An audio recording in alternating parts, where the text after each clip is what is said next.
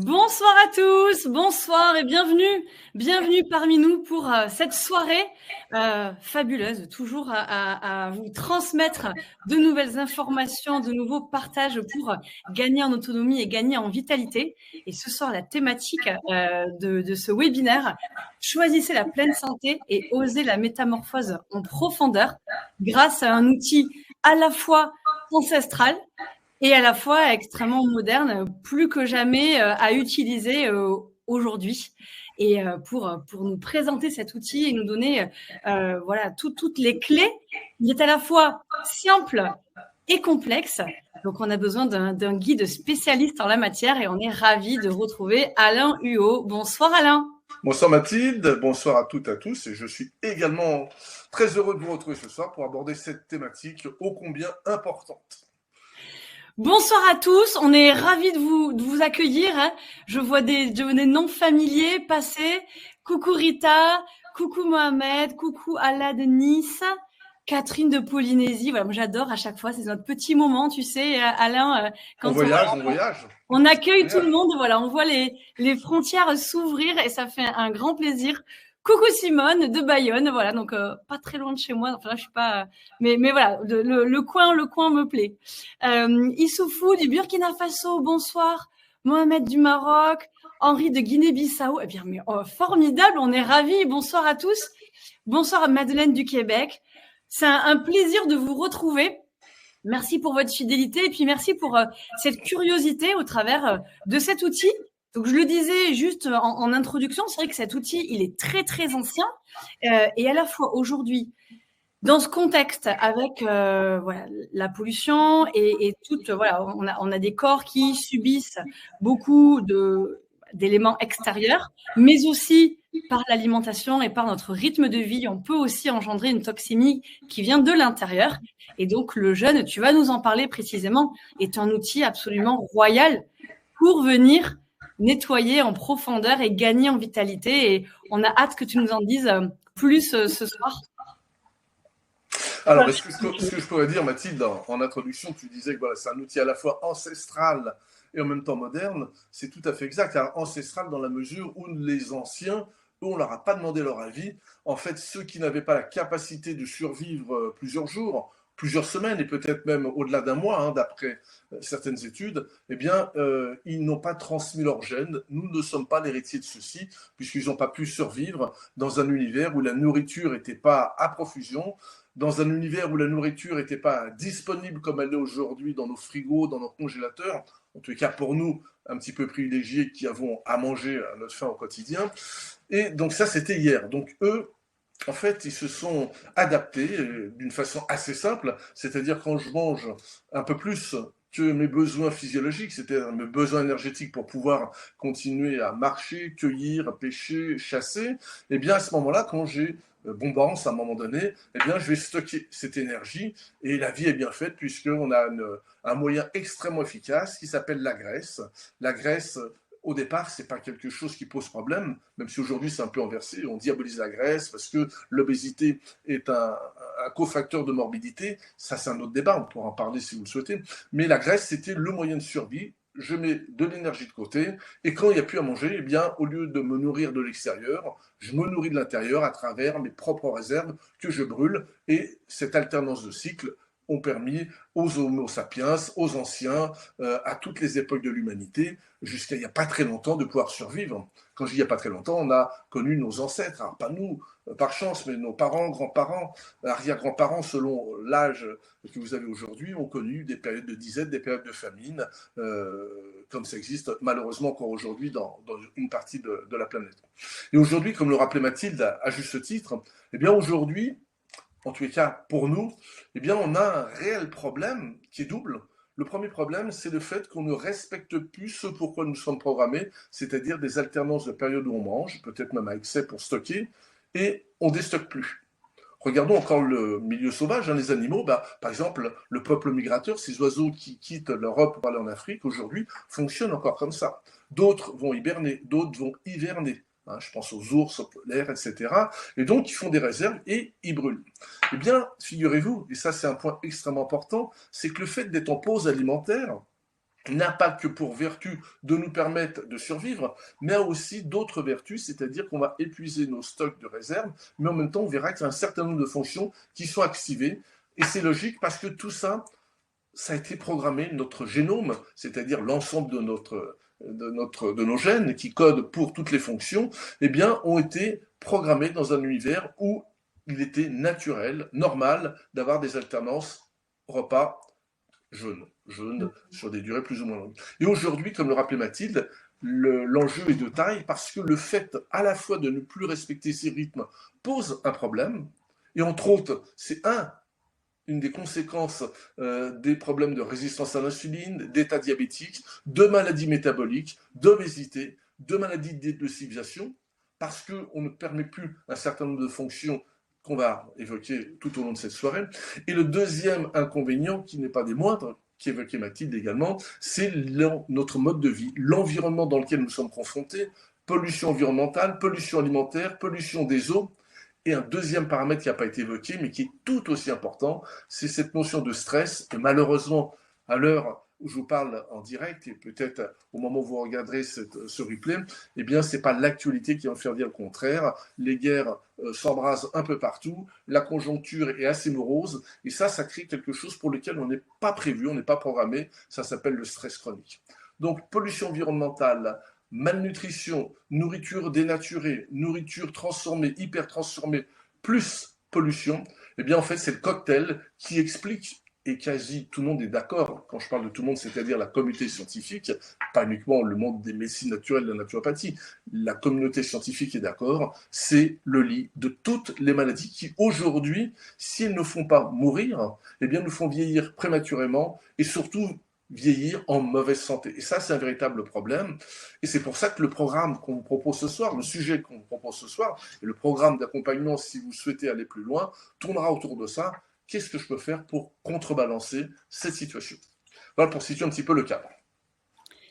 Tu l'as parfaitement fait, l'introduction était magnifique. C'était déjà pour poser un peu les bases, parce que c'est vrai qu'on peut entendre parfois avec le jeûne que le jeûne peut être dangereux, que le jeûne peut... on entend vraiment des choses, le jeûne fait mourir par exemple, et c'était bien que tu réexpliques aussi que c'est engrammé en fait dans nos gènes depuis des centaines et des centaines d'années. Donc, il y a besoin d'un cadre, il y a besoin d'avoir des clés, parce qu'effectivement, il est complexe cet outil, et c'est précisément le sujet de ce soir où tu vas nous expliquer ce qui se passe dans le corps en fait au moment où on jeûne.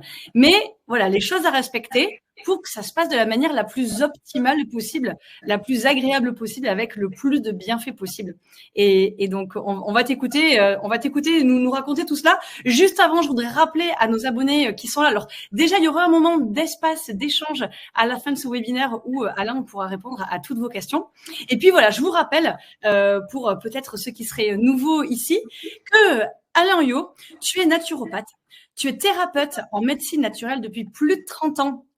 Tu t'es formé auprès de Daniel Kieffer, le fondateur du Collège européen de naturopathie traditionnelle holistique, qui est une école référence de naturopathie en France, le Sénato, où tu es d'ailleurs formateur aujourd'hui également. Tu te spécialises tout au long de ta carrière en aromathérapie, en sophrologie, en médecine énergétique, en médecine nutritionnelle et fonctionnelle, ainsi qu'à la pratique du jeûne que tu découvres très tôt dans ta pratique, personnellement via l'expérience, par l'accompagnement également. Et donc aujourd'hui, tu accompagnes également des jeûneurs en cure de jeûne. Tu pourras nous en parler, donc tu as une expérience extrêmement riche là-dessus. Et puis tu es l'auteur également de 2 livres références sur cette thématique-là. C'est dire à quel point voilà, on a vraiment un spécialiste de l'outil ce soir. Tu as écrit Le jeûne, une voie royale vers la santé du corps et de l'esprit aux éditions d'Angle, ainsi que Votre jeûne holistique en pratique, que tu as coécrit avec ton épouse Sylvie Huyot, qui t'accompagne dans les cures de jeûne que vous proposez et qu'on retrouve également dans la formation que tu proposes. Donc voilà, vraiment une expérience et pratique et théorique sur cet outil-là. On va rentrer dans les détails, mais voilà, déjà c'était important que tu nous rappelles que le jeûne est ancré en nous et fait partie des plus grandes traditions voilà, et religieuses d'ailleurs, n'importe lesquelles. On parle de phase de jeûne, et tu rappelais jusqu'aux Homo sapiens qui eux aussi voilà, avaient des phases de jeûne. pour entrer dans le détail, de déjà rentrer dans ce sujet, est-ce que tu peux nous expliquer, après tu nous expliqueras un peu comment ça se passe le fait de jeûner, mais lorsqu'on jeûne, ce qui se passe dans notre corps, quels sont les bienfaits, quels sont les mécanismes qui se mettent en route lorsqu'on choisit volontairement de faire une pause alimentaire? Alors déjà, comme tu le rappelais, hein, ça c'est extrêmement important. J'insiste réellement auprès des futurs jeûneurs ou ceux qui l'ont déjà pratiqué. Si ça s'est mal passé, soit vous ne rentriez pas dans le champ de la pratique du jeûne, on verra qu'il y a quelques contre-indications, elles sont minimes, mais il faut les connaître. Je les rappellerai parce que c'est important pour votre sécurité. Voilà, je suis passionné par le jeûne, mais je ne suis pas un fanatique non plus. Il y a d'autres outils si ce n'est pas adapté. Donc ça, il y a quelques précautions à prendre. Le but là, c'est d'améliorer son capital santé, c'est d'améliorer sa vitalité, c'est de vivre plus vieux en bonne santé. Et donc, il y a quand même un certain nombre de précautions à prendre. On les rappellera. Donc, c'est important, au-delà de cette précaution, de rappeler que notre génome, donc dans les programmes de nos cellules, eh bien, il y a un programme qui s'appelle « Je n'ai plus les moyens d'amener du carburant par l'extérieur, je n'ai plus de moyens d'amener des vitamines, des minéraux, des oligo-éléments, des protéines, des lipides, tout ce dont on a besoin pour fonctionner au quotidien, soit pour amener de l'énergie, soit pour réparer, renouveler nos cellules. Eh bien, à partir du moment où ce n'est pas amené par l'extérieur, il faut aller chercher dans nos réserves. Et si c'était sous la dépendance de la volonté, si c'était sous la dépendance de l'expérience, eh bien, aujourd'hui, on ne pourrait pas jeûner en toute sécurité. Je précise que ce n'est pas le cas pour tout le monde. On verra, et je prendrai cet exemple, on a un programme qui est inscrit qui s'appelle l'épargne protéique. Alors c'est un terme un peu barbare, pardonnez-moi, mais je reviendrai dessus parce que c'est justement l'illustration qui montre à quel point à la fois le jeûne est naturel et comment ça se passe. Donc à partir du moment où je prends la décision de faire un jeûne, je le rappellerai tout à l'heure, on n'est plus du temps d'Homo sapiens. On est exposé, je le rappelais en introduction, à un stress chronique, on est exposé à des polluants chroniques. Donc il y a une première étape qui consiste à dire je me prépare. Se préparer, c'est pas dire uniquement je coche un jour sur mon calendrier, même si ça fait partie du processus, parce que je vais être tranquille, parce que je peux faire ça sans être dérangé, parce que je peux faire ça en étant en repos. Et j'adore proposer le jeûne comme une forme de vacances au sens étymologique du terme, c'est-à-dire être vacant et disponible. C'est pas la même chose que d'arrêter de manger et de continuer à travailler. C'est pas la même chose que de faire une grève de la faim. C'est pas la même chose que de dire je mange pas parce qu'il y a la guerre, parce qu'il y a la famine, parce qu'il y a de l'incertitude, je ne sais pas quand je remangerai. Il ne se passe pas du tout la même chose dans le corps. Et Homo sapiens, eux, de toute façon, c'était une habitude, donc ça fonctionnait normalement. Et le fait de ne pas manger 2-3 jours, pour eux, ce n'était pas un stress. Mais ça fonctionnait très bien également. À ce moment-là, j'arrête de manger. Eh bien, ce qui va se passer, on a une première journée assez facile où peut-être vous avez fait l'expérience, si vous avez une bonne hygiène alimentaire, si vous ne gavez pas d'aliments avec des index glycémiques élevés, des sucres ajoutés à la toque, eh bien le corps va puiser normalement dans ses réserves, un peu comme il le fait chaque nuit. On va épuiser toute notre énergie circulante et on a une autonomie, on va dire, de 24 heures à peu près tranquille dans une vie avec une activité normale. Mais à partir de ce moment-là, il n'y a plus de réserve. Donc, il faut aller chercher à l'intérieur. Donc, le corps, ce qu'il va faire, il va chercher un petit peu des réserves assez faciles, qu'on obtient assez facilement, c'est-à-dire brûler des protéines. Parce que quand on brûle des protéines, on peut revenir et faire un carburant, on refait du glucose, on refait du sucre, et donc on peut faire fonctionner à la fois nos cellules pour continuer à marcher, on peut faire fonctionner notre cerveau qui est très glucodépendant, et ça se passe bien. Mais là, j'arrive au terme que j'évoquais avec vous tout à l'heure, qui s'appelle l'épargne protéique. Et là, ce programme est extrêmement important parce que, resituons-nous quelques 10 000 ou 20 000 ans en arrière, ou même un peu moins, au temps du néolithique, même sans remonter jusqu'à Homo sapiens. Et à ce moment-là, qu'est-ce qui se passe? Eh bien, souvenez-vous, l'ère de l'agriculture qui a 10 000 ans n'existe pas. On n'a pas de réserve ni dans les champs, ni dans les greniers, ni dans les caves.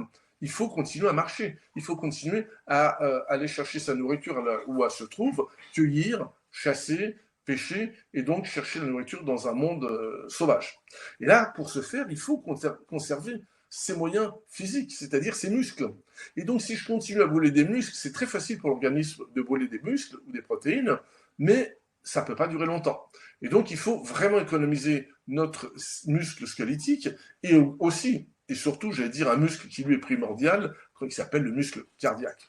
Eh bien, à ce moment-là, il y a un programme qui dit, attention, là, ça fait 2 jours que je n'ai pas mangé, 1 jour et demi, 2 jours, je ne peux pas continuer à brûler comme ça des muscles, c'est important, je vais chercher vraiment les réserves où elles sont, ce pourquoi je suis programmé dans ma graisse. Alors je rassure, même les plus minces d'entre nous qui nous écouteraient, même les plus minces ont des réserves adipeuses, même si elles ne sont pas visibles à travers une petite bedaine ou à travers un fessier un peu développé ou à travers une poitrine un peu forte pour vous, mesdames, il y a quand même des réserves avec une autonomie qui sera moins longue, mais il y a de toute façon plusieurs dizaines de jours d'autonomie pour les plus minces d'entre nous. Et à ce moment-là, on est dans l'épargne protéique et là, on va chercher les réserves adipeuses et ça, c'est extrêmement intéressant parce que dans la graisse, avec 1 gramme de graisse, il y a 2 fois plus d'énergie que dans 1 gramme de sucre ou de glucides. Donc, c'est-à-dire que ce sont des réserves qui sont durables. Pensez à nos chandelles qu'on fait brûler, nos bougies, vous voyez, eh bien, ça dure longtemps quand je fais brûler par rapport à si je comparais à du pétrole, pour faire une analogie. Le pétrole, c'est le glucose, la graisse, c'est celle qu'on va faire, pour laquelle on va utiliser nos bougies sous forme de cire, pour faire image, ou simplement des huiles pardonnez-moi, des lampes à huile. À ce moment-là, j'ai une autonomie, et tant que j'ai de la graisse, eh bien, je peux continuer à fonctionner. Et là, ce qui est extrêmement intéressant, je fais une parenthèse, eh bien, ça a été observé chez les animaux, mais également chez l'humain. C'est tellement naturel, c'est tellement programmé dans nos gènes qu'on a même une alerte, c'est-à-dire qu'à partir du moment où on a brûlé trop de graisse ou suffisamment de graisse, qu'il n'y a plus suffisamment de réserve, eh bien, il y a une alerte qui nous arrive. Alors, l'alerte, c'est pas comme dans notre voiture, il n'y a pas un bip, il n'y a pas une lampe rouge qui s'allume, mais qui nous dit attention, tu n'as plus suffisamment de graisse pour continuer à survivre en défaut de nourriture. Et là, on va activer des mécanismes qui sont une alerte en disant là, il faut vraiment que tu ailles manger. C'est ce qu'on appelle dans le jargon du jeûne ou de la physiologie la vraie faim. Et ça, cette alerte-là, figurez-vous qu'elle arrive chez les personnes minces au bout de 20 jours, 30 jours, et chez une personne de poids normal, de corpulence normale, avec un IMC normal, c'est plus près des 40 jours. Donc quand nous, on propose un programme santé, qu'on proposera à la fin de ce webinaire, si vous voulez être accompagné à la maison, si vous voulez être accompagné en centre, c'est une autre alternative, eh bien à ce moment-là, nous on fait sur des durées d'1 semaine, ce qui est parfaitement adapté dans un programme de santé corps-esprit. On verra que le jeûne ne travaille pas que sur le plan physique, mais également il y a tout un tas de choses qui se passent au niveau de la tête, au niveau des neurones, que ce soit d'un point de vue de nettoyage, d'optimisation des fonctions cognitives et mémorielles. Eh bien, à ce moment-là, on est archi confortable. Donc, pour résumer ce que je viens de vous dire, c'est que le jeûne est naturel, ça fait partie de notre programme ancestral. Hier, c'était pour survivre. Aujourd'hui, c'est parce qu'on va activer des fonctions dont on va parler. Je laisse peut-être Mathilde reprendre la main pour le dérouler, mais on va activer des fonctions auxquelles on a très peu accès ou mal si on n'accepte pas, si on ne passe pas par ces pauses alimentaires. Voilà ce qu'on peut dire dans cette première étape. C'était bien que tu le rappelles et on va rentrer effectivement parce que c'est important que chacun ait bien en tête le fonctionnement parce que pour avoir l'élan d'essayer d'expérimenter cet outil, il est capital de bien comprendre parce que là on sait encore, tu vas nous expliquer le pouvoir de l'état d'esprit, tu nous l'as déjà expliqué en fait, c'est vraiment l'arrêt volontaire de s'alimenter, c'est pas quand on est en état de stress ou que on est privé de nourriture pour des raisons extérieures. Donc c'était bien que tu nous réexpliques, l'état d'esprit est important. Donc en comprenant les mécanismes qui se passent dans le corps et même les effets qu'il peut y avoir en arrêtant de s'alimenter. Donc tu vas nous expliquer tout ça. Comme tu parlais un petit peu des personnes minces ou plus minces, est-ce qu'elles peuvent ou pas jeûner? Bah écoute, on peut déjà prendre cette question. Je pensais te la poser un peu plus tard, mais on peut commencer par ça. Les profils, en fait. Y a-t-il des profils pour lesquels le jeûne est plus approprié et puis automatiquement par opposition, les profils avec des contre-indications pour lesquels le jeûne n'est pas forcément l'outil vers lequel on va s'orienter et on partira vers d'autres propositions pour aider à la détoxification, mais sans passer par le jeûne. Alors j'aime bien citer Walter Longo. Walter Longo, c'est un scientifique de haut rang, c'est un grand spécialiste du jeûne. Alors c'est pas son métier de base au départ, il est gérontologue, donc il est chercheur, il dirige une unité de recherche à Los Angeles, aux États-Unis. Et lui, ce qui l'intéresse, ce qui le motive depuis une trentaine d'années, c'est qu'est-ce que je peux faire pour vivre plus vieux en meilleure santé. Alors, il a commencé à étudier déjà ça sur des êtres unicellulaires, hein, sur des levures, etc., sur ces êtres-là. Puis ensuite, il est passé sur les petits cobayes, les rats de laboratoire, comme on dit, les cobayes, etc., les souris, bien sûr. Il s'est rendu compte que quand on diminue l'alimentation de 30% d'une souris, eh bien, finalement, on augmentait son espérance de vie du même pourcentage, quasiment de 30%.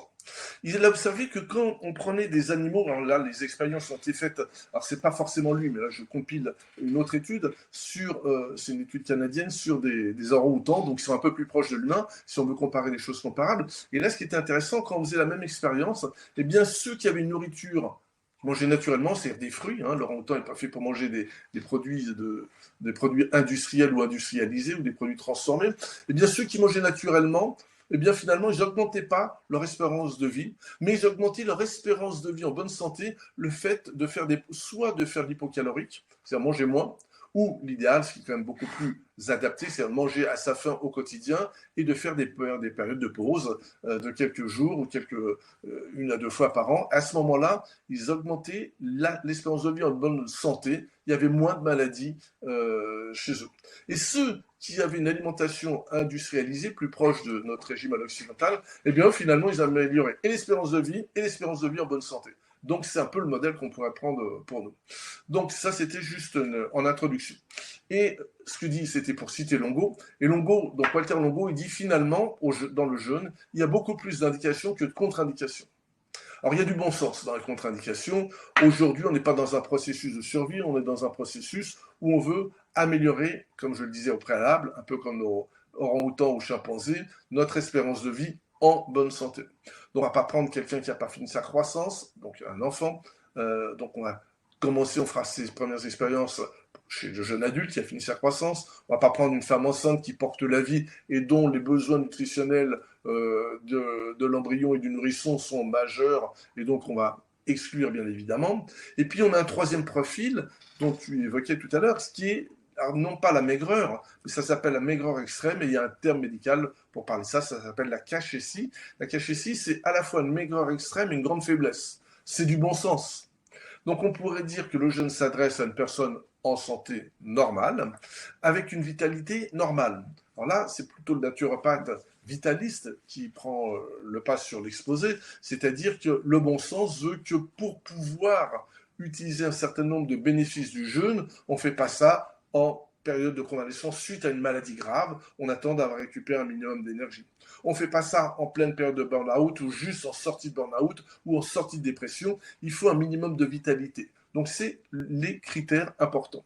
Pourquoi ? Parce que, on va le voir, c'est qu'aujourd'hui, ce qui n'était pas le cas hier, on va dire il y a quelques siècles, où il y avait moins d'exposition aux pollutions chroniques et au stress chronique également, eh bien, aujourd'hui, le jeûne, et ça va être sa première fonction, va permettre de vider nos poubelles. Vider nos poubelles, ça s'appelle la détoxication hépatique, ça s'appelle le nettoyage des tissus au niveau des cellules, ça s'appelle l'épuration de nos humeurs, c'est-à-dire tout ce qui nourrit nos tissus, liquide à l'intérieur, à l'extérieur des cellules, la lymphe, le sang. Eh bien aujourd'hui, la grande nécessité, mais en même temps exigence, c'est que pour pouvoir faire ce travail, eh bien notre corps a beaucoup plus besoin d'énergie qu'hier. Et donc, si vous démarrez un processus de jeûne épuisé, ce nettoyage va se faire à demi-mesure et vous risquez d'aggraver la fatigue.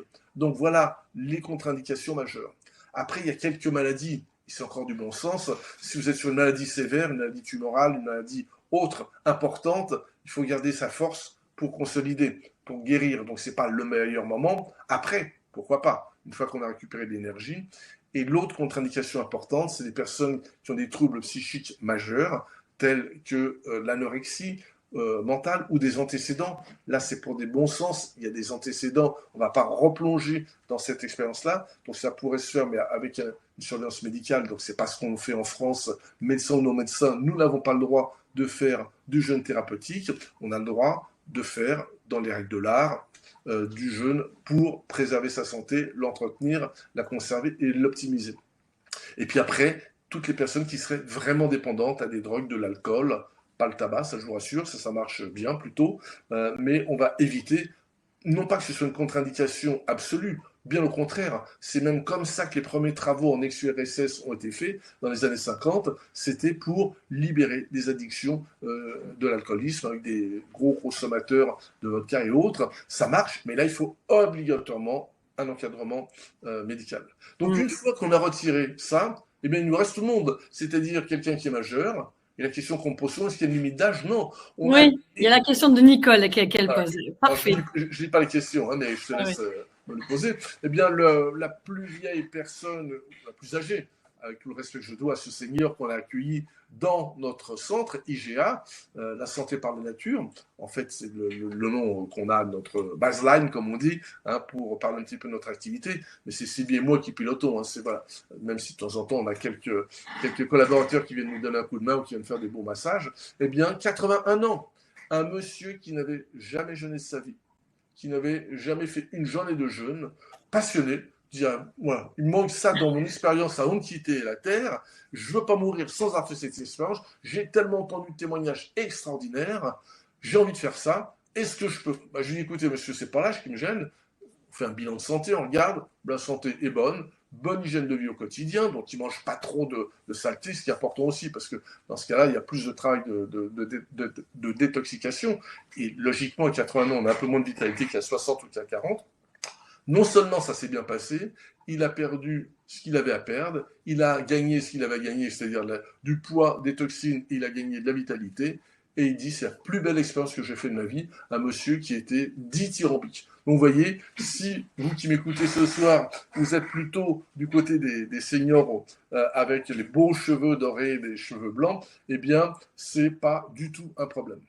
Donc voilà ce qu'on peut dire pour faire simple. Après, dans le dossier, on vous donnera quelques éléments complémentaires un peu plus détaillés, mais les grandes clés sont là. Toutes les autres personnes ont intérêt à le faire. Alors, est-ce qu'on parle pourquoi de l'intérêt? Je l'ai évoqué en filigrane depuis tout à l'heure, mais pour moi, la première raison pour laquelle...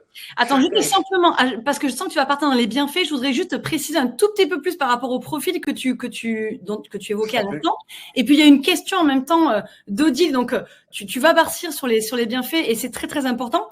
Juste pour pousser un petit peu et pour bien comprendre aussi les principes du jeûne, est-ce que tu pourrais, relatif à ces profils-là que tu viens de nous partager, nous expliquer un peu les différents types de jeûne? En quelques mots, rapidement, parce qu'après, je voudrais vraiment qu'on passe du temps sur les bienfaits, mais les différents types de jeûne d'un jour, Odile part d'un jeûne de 72 heures, tu parlais en introduction de jeûne d'une semaine, donc peut-être juste recroiser un peu avec les profils que tu viens de nous donner et les différents types de jeûne, et après, on t'écoute, voilà, bouche ouverte sur les bienfaits incroyable et très puissant que le jeûne permet. En plus, je précise, on ne va pas avoir le temps. Non, mais avec les grandes lignes. Tellement, il y en a. Mais bien sûr, mais les grandes lignes. C'est vrai qu'il y a plusieurs jeûnes. Voilà. On va dire le plus simple, celui qu'on peut faire au quotidien. Il n'y a pas besoin d'avoir de lecture, il n'y a pas besoin, peut-être quelques petits conseils, mais assez basiques. C'est bien d'augmenter le temps de repos métabolique. Ce qu'on appelle le temps de repos métabolique, c'est quand le corps n'est plus en assimilation. Et ça, vous ne le savez peut-être pas, mais une fois que j'ai pris un repas, il y a 4 heures de travail métabolique. C'est la digestion, plus le fait de traiter le résultat de la digestion, évacuation vers les matières fécales et filtration rénale pour une partie. Et l'autre, c'est garder les nutriments, et ces nutriments, pouvoir commencer à les mettre en réserve ou les utiliser dès qu'ils sont nécessaires. Donc schématiquement, ça veut dire que si je termine mon repas, mon dîner vers 20h30, 21h, ce qui est à peu près l'heure moyenne de nos concitoyens, eh bien, 21h plus 4, ça fait 1h du matin. Et si je prends mon petit déjeuner à 7h, je me retrouve avec 6 heures de pause. Dans ces 6 heures-là, j'ai une punaise qui vient de me faire un petit sourire, qui est venue écouter la conversation. Vous l'avez vu passer? Je ne sais pas si vous l'avez vu passer. Elle aussi est intéressée. Elle est très intéressée. Les punaises sont des grandes jeûneuses devant l'Éternel. C'est pour ça qu'elle voulait suivre ça de près, pour savoir qu'est-ce que les humains se racontent, pourquoi ils ont besoin de faire des séminaires, des webinaires pour parler de ça. Eh bien, entre 1h du matin et 7h, j'ai eu 6 heures. On va voir ce qui se passe. Et dans ce temps-là, ce dont le corps a besoin de ce temps-là, c'est un temps qui est indispensable, qui est fondamental pour pouvoir obtenir le nettoyage, la restauration, la réparation, le recyclage, etc., etc.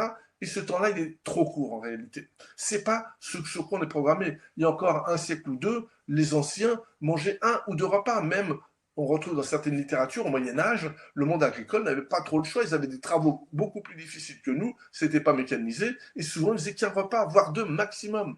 Donc, il y avait des temps de repos beaucoup plus longs. Donc ça, c'est ce qu'on va appeler aujourd'hui, on reconstitue ça, on a même mis un terme, on appelle ça le jeûne séquentiel. Eh bien, c'est quoi? C'est le fait de rendre à l'organisme ce dont il a besoin, c'est-à-dire non pas 6 heures, mais de rajouter 8 heures. Et dans ce cas-là, se dire que je vais concentrer mes repas sur une frange de 8 heures.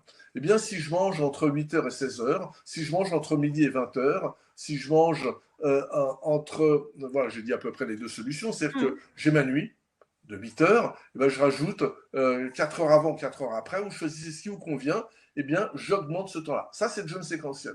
Moi, c'est ce que je fais tous les jours depuis des décennies, au moins plus d'une décennie en tous les cas, au quotidien. Alors, on n'est pas obligé de le faire au quotidien, hein, mais à partir du moment où on fait ça au moins 3-4 fois par semaine, voire un petit peu plus, eh bien, les travaux, tous convergent sur le fait qu'on améliore sa santé. Ça, c'est, j'allais dire, c'est l'entretien. Comme il est conseillé de marcher tous les jours, de faire une demi-heure de marche tous les jours, ou d'activité, d'être en mouvement tous les jours, c'est l'entretien. Et puis ensuite, on peut dire, bah, voilà, je vais faire une pause un petit peu plus longue, je reste 24 heures. C'est la même chose, sauf qu'on augmente les capacités d'élimination, de réparation et de régénération. Et puis, je peux passer à 3 jours, comme nous le rappelait Nicole. Là, il se passe déjà des choses. Là, il se passe des choses importantes parce que, à partir, et le gérontologue, le biogérontologue, je vais y arriver, donc le gérontologue spécialiste Walter Longo des cellules, nous montre qu'à partir de 48 heures, pardonnez-moi, eh bien, il y a une modification. Les cellules activent certaines fonctions auxquelles elles n'ont pas accès si je ne fais pas 48 heures de pause. Et ces fonctions, elles sont fondamentales. Les cellules sont protégées, beaucoup plus de l'environnement, stress oxydatif, pollution. Donc déjà, j'ai une protection cellulaire géniale. Il n'y a pas un médicament, il n'y a pas une plante qui est aussi efficace que ça, nous dit Longo. Donc déjà, expression modifiée. Et lui, il a étudié ça parce que c'est d'ici dans cette protection-là, pour quelqu'un qui a une maladie tumorale, une maladie cancéreuse, il prend sa chimio, et bien du coup, les cellules cancéreuses qui, elles, n'ont pas ce programme, parce que ce sont des cellules récentes qui ont muté, elles prennent toute la chimio dans la tête, si je puis ainsi dire, et les autres sont mieux protégés. Et donc, il a prouvé, il y a tout un tas d'études qui ont été faites, hein, les premières datent déjà de plus de 10 ans maintenant, ont montré qu'on avait un bénéfice à ce niveau-là. Alors, on n'est pas obligé de prendre que la chimio, hein, ça peut être par rapport aux polluants environnementaux, ça peut être par rapport au stress. Donc déjà, on voit qu'il y a une fonction que je n'obtiens pas si je ne fais pas un minimum de 2 à 3 jours de pause, on va dire, allez, tous les trimestres pour les plus courageux, les plus courageuses, un minimum une fois par an, voire 2 fois par an, c'est déjà très très bien. Et puis si on continue un petit peu plus loin, pourquoi moi je parle de jeûne de corps et d'esprit, qui est le titre de mon livre, comme le rappelait Mathilde tout à l'heure? Eh bien parce que si je dépasse 72 heures, le corps continue à vivre de ses réserves, mais là on rentre dans un autre programme qui va être plus intéressant pour toute la sphère psychique, cognitive, au niveau et neuronal.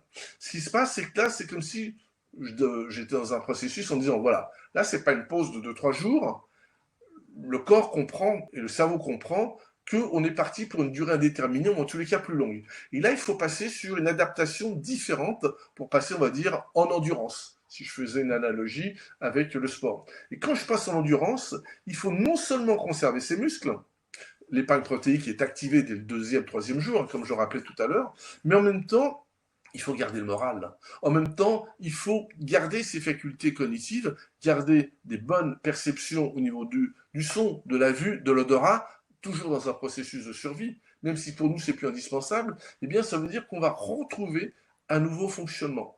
On va prendre un nouveau point de vue par rapport à notre vie. Et là, ça va donner le côté anxiolytique du jeûne. Ça va donner le côté antidépresseur du jeûne. Ça va donner l'optimisation de la mémoire, l'optimisation de la concentration. Alors, ce n'est pas forcément immédiat. Ce n'est pas tout de suite au premier jeûne. Pourquoi?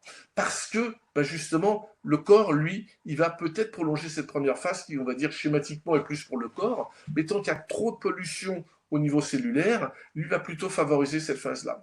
Et si vous avez un très bon environnement, une vie saine, pas trop de stress, vous pouvez obtenir ça dès le premier jeûne. Mais même pour un premier jeûne, on voit qu'on fonctionne différemment. Là, à l'heure où je vous parle, et peut-être que nos clients qui nous ont entendus, ou les amis de nos clients qui sont peut-être là ce soir à m'écouter, en tous les cas, j'ai essayé de faire passer l'info, nous entendent. On a quitté un groupe pas plus tard que samedi dernier, donc il y a quelques jours. Eh bien, 14 personnes qui étaient à nos côtés, tous et toutes sont convenus, même si pour certains et certaines, c'est un peu plus difficile. Bah oui, c'est quoi? Pourquoi c'est plus difficile? Parce qu'il y a la dépendance à l'alimentation. Aujourd'hui, l'aliment ne fait pas que nous nourrir. Il amène du confort, il amène de la joie, il amène du plaisir, ce qui est une très bonne chose. Mais quand ça devient, entre guillemets, une dépendance, le fait de plus avoir cette béquille, ça peut être un peu difficile. Pour d'autres, qui étaient un peu plus expérimentés, c'était un renouvellement d'une expérience et il n'y a plus cette appréhension. Mais tous et toutes ont confirmé la chose suivante, c'est que je me sens mieux dans ma tête, je me sens mieux dans mon corps. Pourquoi? Parce que j'ai nettoyé mes cellules, j'ai nettoyé mes neurones et je change mon fonctionnement. Alors sans trop rentrer dans les détails, ce qu'il faut dire, c'est que la graisse, les lipides, la graisse, l'énergie en réserve dans mes cellules adipeuses ne peut plus brûler dans les cellules pour donner de l'énergie qui continue à marcher, même si c'est un peu moins performant. On va dire que c'est un fuel un peu plus lourd. Si je prends cette analogie, comme je faisais tout à l'heure avec les carburants, là je comparerais de l'essence avec du gasoil. Le gasoil, ça fait tourner les voitures, ça marche bien. C'est un peu plus lourd, un peu plus encrassant, mais ça continue, ça marche très bien. Par contre, il y a des cellules qui sont glucodépendantes et entre autres des grandes consommatrices de glucose qui sont nos neurones, c'est-à-dire les cellules qui constituent notre cerveau, notre moelle épinière et tout le système nerveux central. Et ces cellules-là, s'il n'y a plus de glucose, elles ne fonctionnent plus. Alors, et encore un argument pour montrer à quel point le jeûne est naturel, heureusement, on a un processus que ne savent pas faire tout. Il y a certains animaux qui n'ont pas cette faculté-là, et eux, ils ne vont pas pouvoir faire des jeûnes très longs. Je pense à nos petits amis félins. Eh bien, à ce moment-là, le foie, grande plateforme de transformation, de stockage et de filtration, est capable de transformer cette graisse, une fois qu'elle sort des cellules, en un substrat, c'est-à-dire un carburant qui est utilisé directement par les neurones, qui s'appelle les cétones, ou les corps cétoniques. Ce sont des synonymes. Et les cétones ont une caractéristique exceptionnelle, c'est que quand elles brûlent dans les neurones, elles consomment beaucoup moins d'énergie. On a 25% de rendement supérieur. Donc le cerveau se met en économie d'énergie. On a des réserves beaucoup plus longues qu'avec du sucre. Et surtout, ces cétones protègent les neurones et permettent à nos cellules neuronales de se régénérer. Alors ça, c'est juste génial, parce que là, je cite des travaux assez récents qui ont montré qu'on activait le BNDF, c'est un acronyme anglo-saxon qui veut dire le facteur de croissance pour les neurones et qui permet de réparer même des neurones qui commencent à être déficients. Je pense à des débuts de maladies neurodégénératives, Alzheimer, sclérose en plaques, etc. Donc là, on parle plutôt d'un aspect médical, mais ça a été étudié en laboratoire et in vivo, c'est-à-dire sur des personnes qui souffraient de début de symptômes de maladie d'Alzheimer, il y a une neurorégénération. Ça, c'est juste génial. À mes propos, je ferme la parenthèse parce que mes propos, c'est plutôt de parler de jeune santé. Qu'est-ce qui va se passer pour quelqu'un qui, par chance, n'a pas ces maladies? Eh bien, on va les prévenir. Et c'est là le cœur de mon métier. Moi, mon métier, c'est pas de traiter Alzheimer, c'est d'éviter d'avoir Alzheimer. C'est pas de traiter un cancer, c'est d'éviter d'avoir un cancer. Eh bien, c'est une pépite ce que tu nous dis là, parce que le BDNF, là, ce que tu nous expliques là, en prévention de régénération cellulaire neuronale, est-ce qu'on peut stimuler cette BDNF d'une autre manière que uniquement en jeûnant? Ou est-ce que c'est quand même la voie principale pour y activer? Alors, exactement, c'est une très bonne question. Il n'y a que deux façons d'y accéder. C'est le jeûne, qui est la voie royale, je me plagie, de la santé du corps et de l'esprit.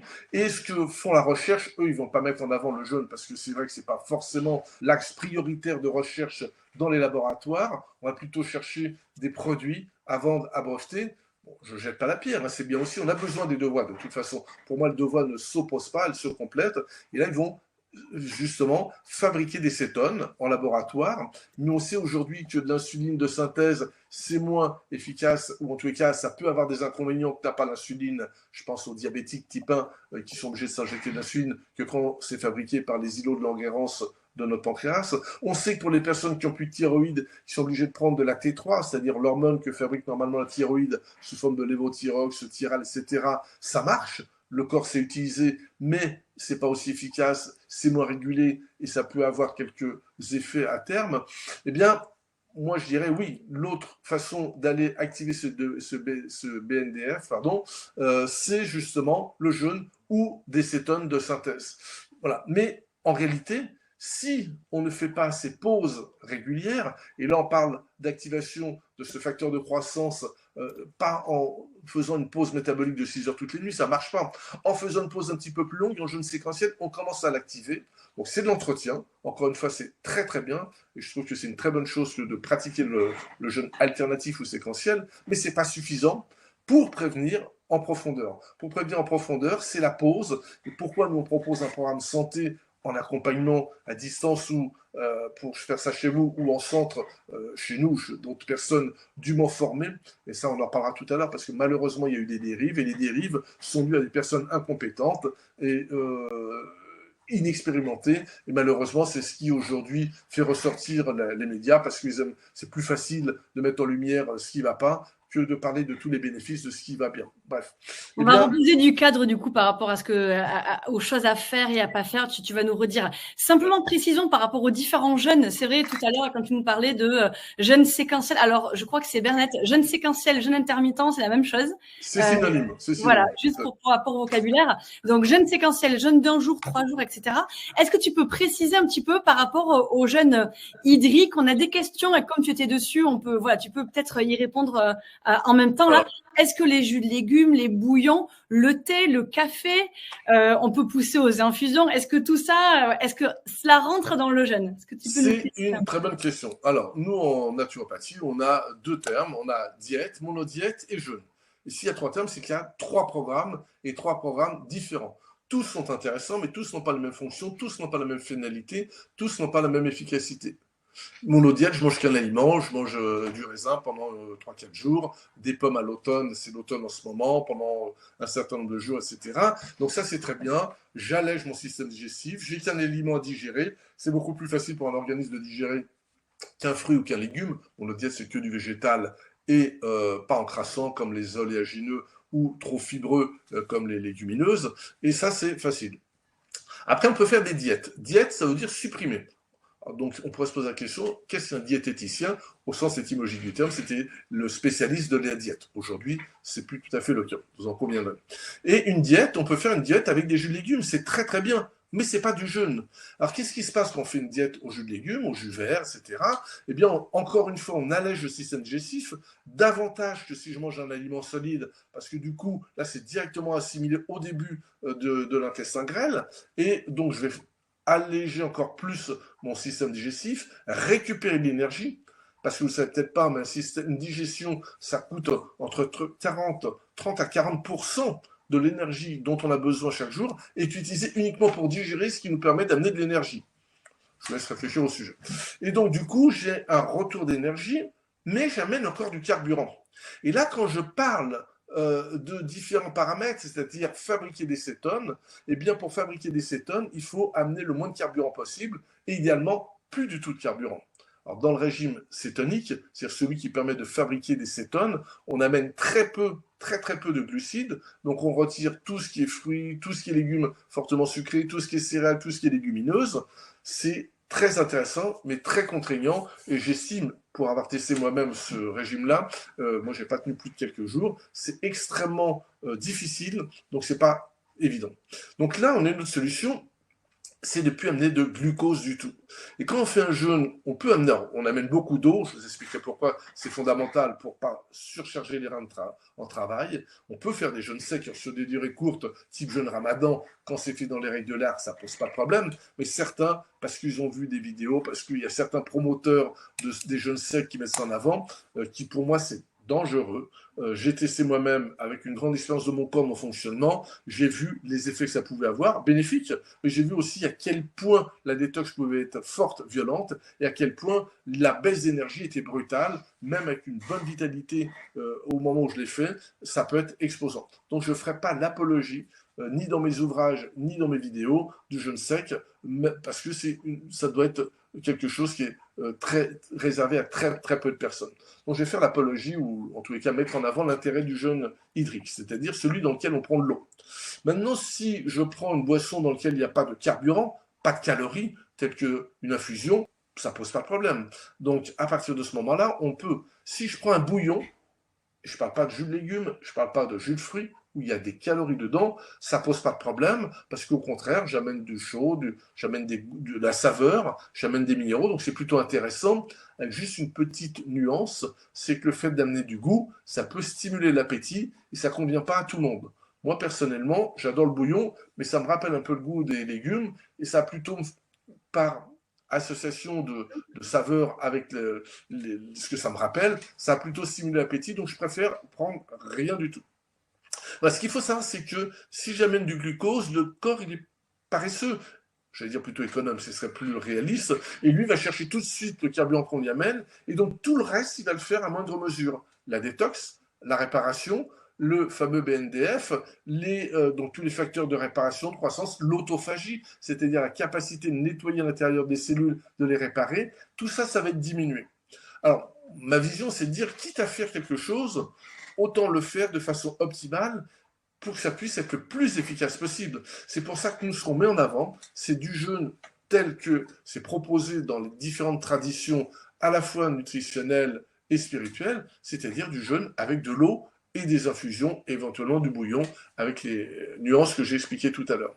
Donc quand on fait du jeûne type Buchinger, alors je dis bien type parce que là c'est du marketing, il y a une clinique qui fait un boulot extraordinaire, située en Allemagne et puis en Espagne, l'annexe est aujourd'hui en Espagne, donc qui porte le nom d'Otto Buchinger, qui a été un Allemand pionnier du jeûne qui s'est soigné d'une maladie extrêmement validante, un rhumatisme articulaire aigu pour lequel il était condamné, réformé de l'armée, puisqu'il était médecin militaire, Otto Buchinger.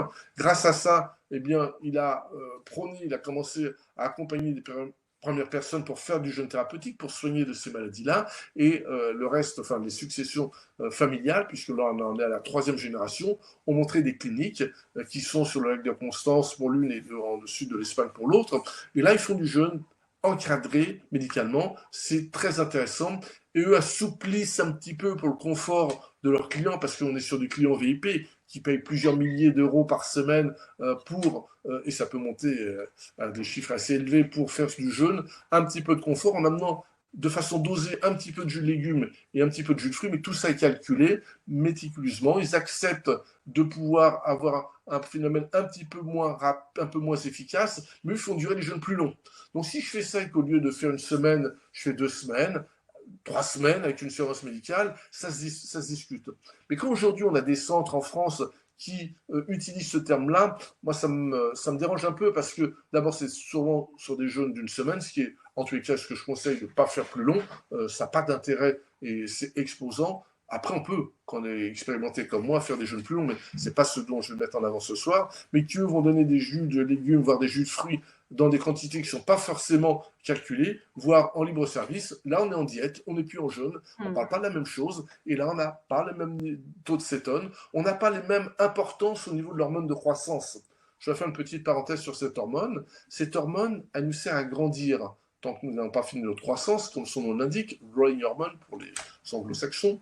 Mais pour l'adulte, que nous sommes aujourd'hui, eh bien cette hormone elle a un rôle de réparation et d'épargne des muscles. Donc ça, on va la sécréter de façon intense lorsqu'on fait du sport intense, entre autres du sport comme du séquentiel, comme du HIIT, etc. Donc là, on casse un peu de fibres, le corps fabrique des hormones de croissance pour réparer les dégâts des fibres. C'est ce qui permet de faire de la croissance musculaire. Donc ça, c'est pratiqué en musculation, en haltérophilie, etc., naturellement. Si on fait des chocs un peu violents, tels que le froid, voire le chaud, le corps va fabriquer un peu d'hormones de croissance aussi pour réparer ou en tout cas s'adapter. Mais là où ça nous intéresse un peu plus par rapport à notre sujet, c'est que quand je fais un jeûne de plusieurs jours, pour pouvoir épargner les muscles, eh bien, il y a dans ce programme dont je parle tout à l'heure, c'est dépendant justement des sécrétions d'hormones de croissance. C'est-à-dire que le corps va augmenter la sécrétion d'hormones de croissance, et là ça a été mesuré en biologie, entre autres chez Buchinger, à des taux qui sont multipliés par 3, par 4, par 5, plus le jeûne se prolonge. Donc au bout d'une semaine, on a des taux d'hormones de croissance extrêmement important, et ça c'est extrêmement précieux parce que c'est grâce à ça qu'on peut réparer des blessures pour lesquelles on avait des difficultés de réparation. C'est grâce à cette hormone qu'on va pouvoir aussi consolider des os, et donc on va renforcer des structures osseuses. Et là, on l'a mesuré chez des personnes, parce que je travaille beaucoup avec les dentistes, parce que je suis chargé de cours auprès de 2 centres de formation en dentisterie, entre autres en dentisterie holistique, c'est-à-dire ceux qui s'occupent pas uniquement des dents, mais de mettre les dents dans un contexte global de santé. On s'est rendu compte que pour des personnes en implantologie qui avaient du mal à avoir une bonne densité, en faisant justement, et c'est contre-intuitif ce que je vais vous dire, en faisant jeûner, on n'amène plus rien, le corps va être, en mangeant après bien évidemment, hein, et avec un programme santé adapté en ramenant des bons aliments qualitatifs, eh bien on va augmenter sa densité osseuse et ses structures au niveau des parodontes. Et là, ça a été, voilà, on a des retours réguliers de personnes qui nous disent c'est génial. Eh bien comment ça s'explique de façon scientifique et biologique? C'est parce que pendant le jeûne, on a augmenté notre hormone de croissance et donc on va réparer ou améliorer certaines fonctions. Voilà notre exemple. Alors, je ne sais pas si j'ai répondu à toutes questions. Il y avait plein d'informations. Écoute, il y avait plein d'informations, mais c'était captivant. C'est une pépite ce que tu nous partages quand même là par rapport à cette hormone de croissance. Je crois même avoir lu un article récemment sur l'impact de l'hormone de croissance sur la longueur des télomères. Qui a une action aussi dessus. Et donc là, quand tu nous dis qu'elle est multipliée, alors je ne sais plus les chiffres que tu nous as dit, x4, x5, x6, je crois. 3, 4, on peut monter, voilà, 3, 4 minimum sur une semaine. Voilà, donc en une semaine de jeûne, multiplié par 4, cette hormone de croissance qui est si peu synthétisée par le corps, sollicitée, et parce que c'est en jeûne, un peu pendant le sommeil, mais bon, il y a beaucoup à dire sur le sommeil et sur les nuits que l'on peut passer, si le sommeil est bien réparateur ou pas. Donc là encore, les bienfaits. Si je refais un peu des points, parce que du coup, les bienfaits, tu nous as partagés au fil de tes explications. Tu me dis si j'en oublie et si peut-être tu peux compléter. Tu nous as parlé, et quand on voit le lit des maladies dues à l'encrassement du corps par les pollutions, tu nous as expliqué en début de webinaire, pollution extérieure et pollution intérieure par le stress, la malnutrition, les aliments transformés, enfin la malbouffe qu'on peut consommer de temps en temps. Donc tu nous parles de détox, tu nous as parlé d'autophagie, donc ce principe d'autorégénération du corps, avec vraiment l'autórégénération en complément de l'autophagie. La production de cette enzyme, la BDNF, cette hormone de croissance qui a ces actions-là de cicatrisation, de régénération, là encore. Tu nous parlais également sur la psyché, sur l'état psycho-émotionnel. Est-ce que j'en ai oublié? Est-ce que j'ai fait un résumé un peu de tout? On avait des questions par rapport aux maladies auto-immunes. Peut-être que par rapport aux bienfaits, tu peux nous en dire un mot, parce qu'effectivement, il y a beaucoup à dire sur le gène et les maladies auto-immunes.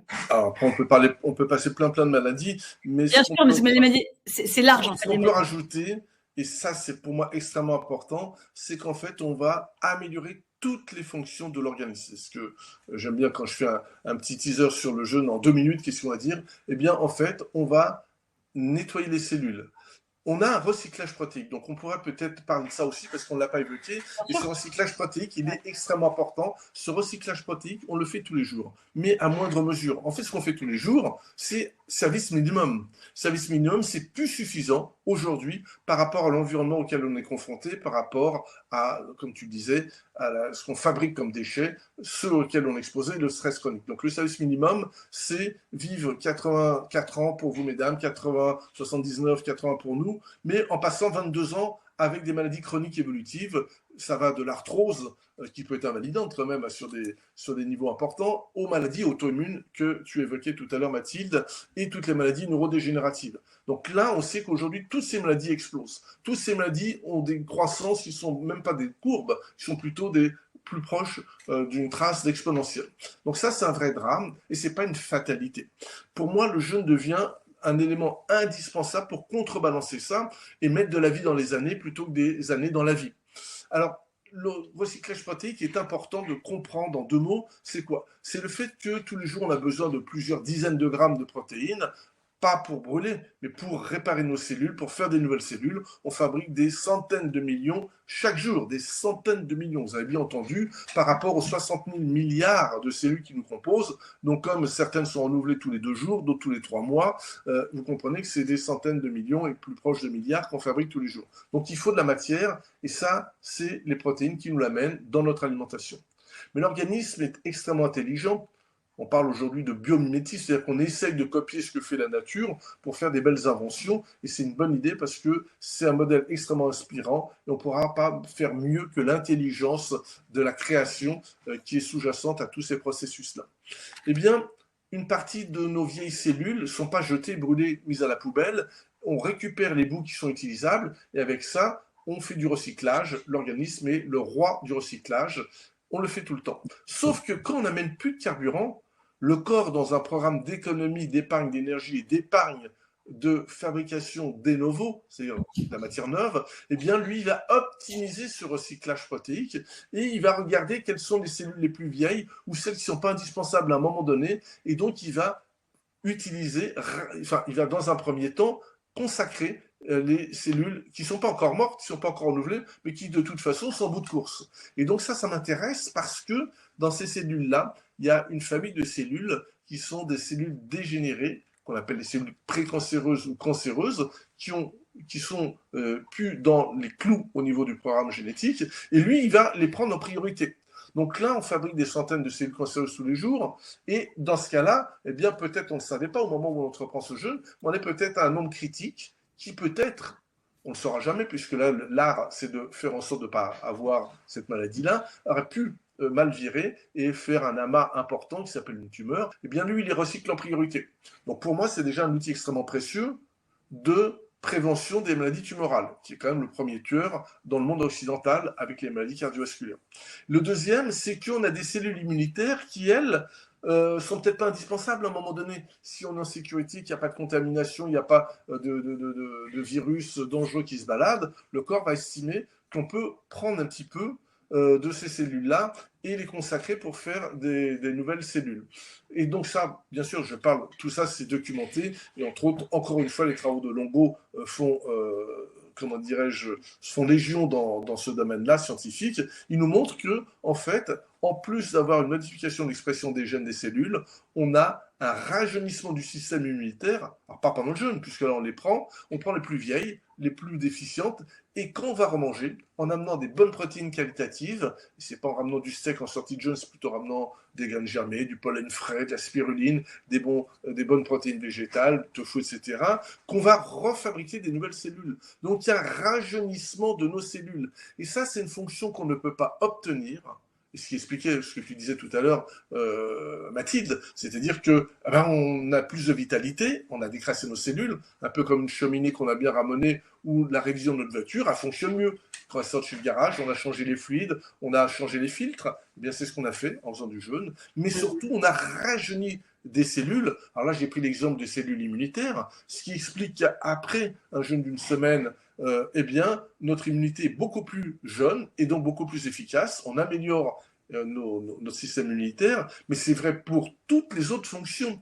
C'est-à-dire que nos cellules du système digestif, nos cellules du système nerveux, nos cellules, nos neurones, eh bien, sont décrassées, rajeunies, et donc on optimise toutes nos fonctions. Donc, le jeûne est séparé du mot jeûne qu'avec un accent circonflexe. C'est peut-être pas un hasard, eh bien, il y a un rajeunissement, et ça, je dirais, c'est la cerise sur le gâteau. C'est pas, encore une fois, vivre 120 ans. L'objectif, en tout cas, c'est pas le mien. Mon objectif, c'est de vivre ce qui consacrera la création, le créateur, la source divine, comme on dit, mais c'est surtout d'essayer de garder mes facultés cognitives et physiques le plus longtemps possible, parce que vieillir en ayant des maladies dégénératives, c'est pas terrible.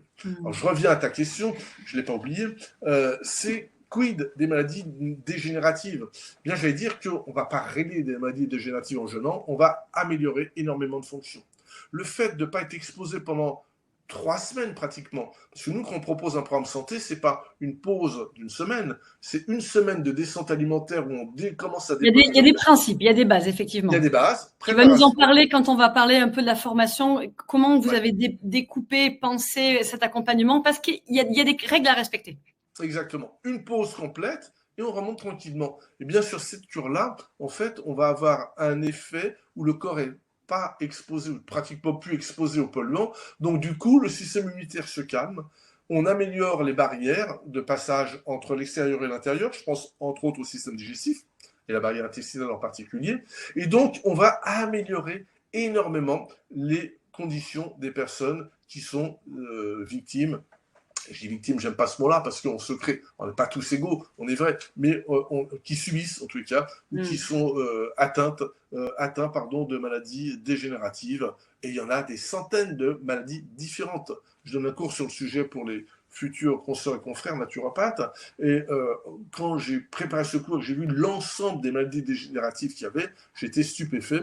Et j'ai même dans ma clientèle des gens qui viennent avec plusieurs maladies dégénérative. Donc c'est une très bonne indication si la vitalité est suffisante, s'il n'y a pas de contre-indication médicale. Là, bien sûr, il faut quand même avoir un avis médical par rapport à ça. Alors, soit les médecins ne connaissent pas, ils prennent des précautions, mais en général, aujourd'hui, il y a quand même de plus en plus de diffusion et par chance, une partie de la communauté scientifique commence à s'intéresser sérieusement sur le sujet. Et je fais une parenthèse, j'aime bien les parenthèses, c'est qu'aujourd'hui, on nous fait croire, quand je dis on, c'est les médias de masse, les masses médias qui sont là plutôt pour tirer l'information vers le bas et endormir l'intelligence et l'intuition de chacun de nous. Donc cela, je les oublie, mais des médias un peu plus sérieux et un peu plus alternatifs nous montrent que de plus en plus de médecins s'intéressent au sujet, peut-être déjà pour eux, et nous on a eu de nombreuses occasions de montrer cette efficacité auprès de clients médecins qui sont venus chez IGA, chez nous. Donc ça, c'est extrêmement intéressant parce que demain, ils sauront de quoi ils parlent. Et donc, qui commencent à se dire, oui, ok, c'est quand même quelque chose d'extrêmement intéressant. Et c'est bien d'aller réveiller le médecin intérieur du patient. C'est bien d'aller réveiller le pharmacien intérieur du patient qui va fabriquer de la sérotonine de façon majorée, qui va fabriquer davantage d'hormones de croissance, qui va lancer des processus de réparation. Donc, on a de vraies capacités. Donc, oui, c'est une bonne indication si la vitalité est là pour les maladies dégénératives, neurodégénératives aussi. Bien sûr, plus on prend tôt, mieux ça vaut. Donc, oui, et 3 fois oui par rapport à cette indication-là. Par rapport aux spécialistes, on peut nommer aussi par rapport à l'autophagie le prix Nobel. Alors, tu vas certainement m'aider sur ce japonais, j'ai plus son nom en tête, mais... Yoshuni, oui. Yoshuni, voilà. Yoshuni, alors lui, ses travaux ne sont pas sur le jeûne initialement. Ils sont sur l'autophagie. Donc là encore, bon... Et si la communauté scientifique avait été honnête, ou surtout les médias, c'est pas la communauté scientifique que je vise, mais c'est plutôt les médias qui, eux, vont mettre en avant des phénomènes plutôt qui se vendent, qui sont spectaculaires. Et là, de dire que le prix Nobel de médecine et de physiologie 2016, Yoshuni, nous montre qu'un levier commun de toutes les maladies de civilisation, auto-immunes, maladies sévères hépatiques, maladies cancéreuses, maladies neurodégénératives, il y a un levier commun avec toutes ces maladies, c'est qu'il y a une déficience de la cascade enzymatique, c'est-à-dire tous les fonctionnements des cellules enchaînées les unes derrière les autres qui ne fonctionnent plus et qui créent un processus pour lequel on est dépendant pour notre bonne santé à long terme, qui s'appelle l'autophagie. Nous, on appelle ça l'autolyse en naturopathie, mais l'autophagie, c'est le terme médical, c'est-à-dire que auto, moi-même, phagie, je mange moi-même, la cellule se mange elle-même, alors elle ne se mange pas entièrement, elle mange les petits bouts déficients, et si ces bouts un peu plus réparés, elle se tue. Donc ça s'appelle l'apoptose, et ça évite d'avoir des cellules cancéreuses. Il a montré justement que c'était une déficience de ce phénomène-là qui était à l'origine.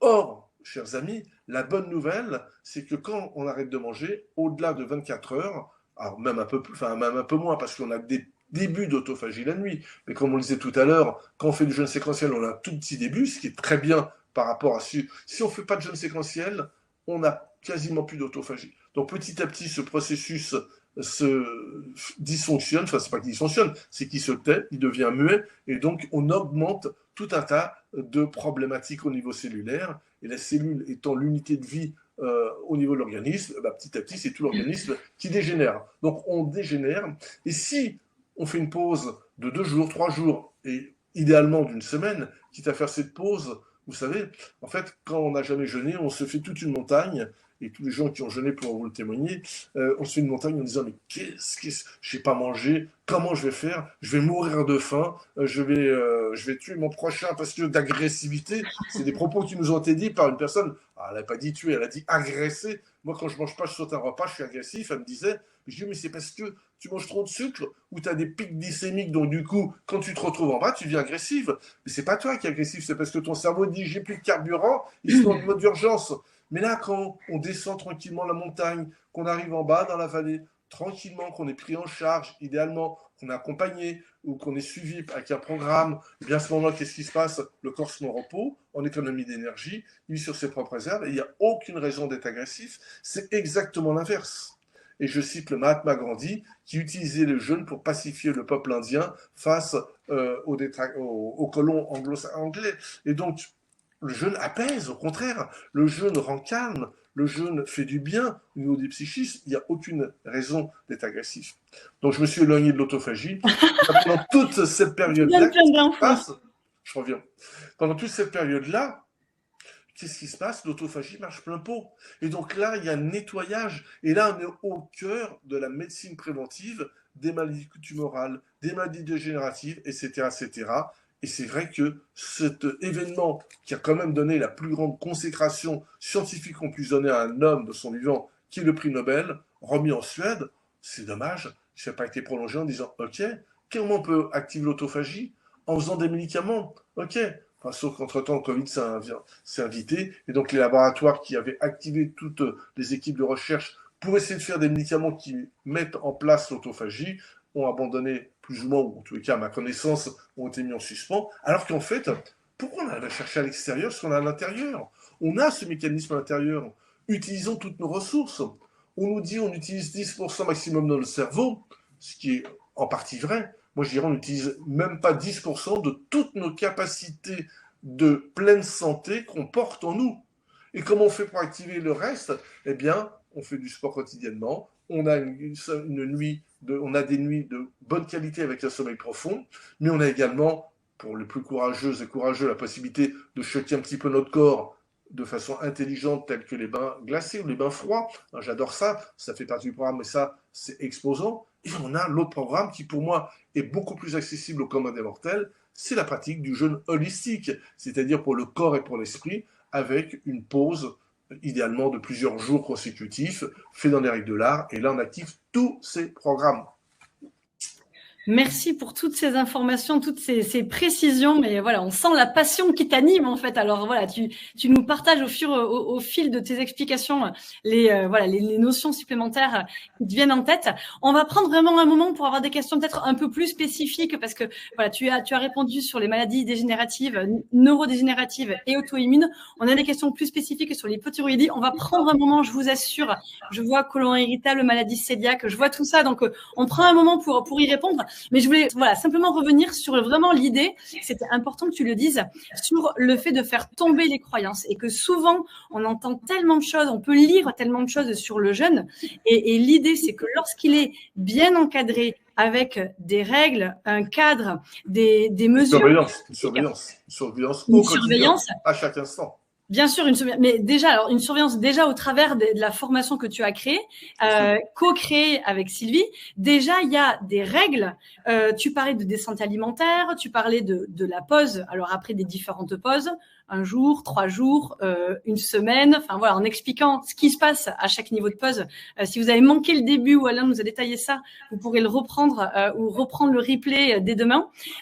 Et puis cette reprise alimentaire, tu nous le disais, on redémarre pas avec un steak, on redémarre avec des produits, des graines germées, des légumes, des fibres en douceur. Donc il y a des règles. On a eu des questions sur les lavements aussi. Les lavements, c'est abordé également dans la thématique. En fait, cette formation, elle est vraiment pensée pour que tous les mécanismes, tous les bienfaits que tu viens de nous partager, et encore une fois, on a vu, ils sont nombreux, tu as terminé là sur l'autophagie, l'autolyse, et sur les principes de régénération en profondeur, et puis qui a déjà testé le jeûne ce soir? Si peut-être certains parmi vous ont déjà essayé, et veulent peut-être aller plus loin, on fait 3 jours et veulent passer à 1 semaine, on peut témoigner, enfin moi, j'ai suivi ton accompagnement, il y a une vitalité derrière. Si on le fait aux intersaisons, on peut passer l'hiver sans rhume parce que l'immunité est stimulée comme tu viens de nous le partager. Je voulais revenir un petit peu sur cette formation, comment tu l'as pensée. Elle s'articule autour de 3 modules, donc vraiment le jeûne. Je peux citer, tu parles des indications thérapeutiques, comment choisir son jeûne selon sa vitalité, selon le terrain. Donc choisir si on démarre avec 1 jour, 3 jours, 1 semaine, les achats, parce qu'on a besoin d'outils. Alors, on parle pas d'achat, c'est rien de très cher, mais il y a des petits outils qui sont nécessaires pour que le jeûne il se passe de la manière la plus optimale possible. Comment les utiliser?